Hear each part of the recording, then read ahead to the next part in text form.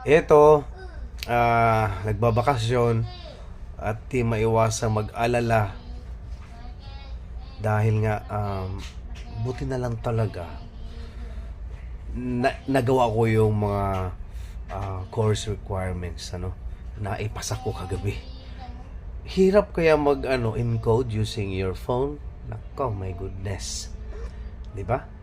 Sana nadala ko nga yung laptop. Pero at least kahit papaano na ihabol din. Deadline ngayon. Shout out sa mga section 4 ng Lescope Scholars sa mga kasamahan ko. At ang hirap pa kasi nga napakabigat ng aming video. Siguro 1 gig na video on demonstration sa aming pagde-demo. So, ini-edit ko rin sa cellphone. Talagang, napakahirap pero kailangan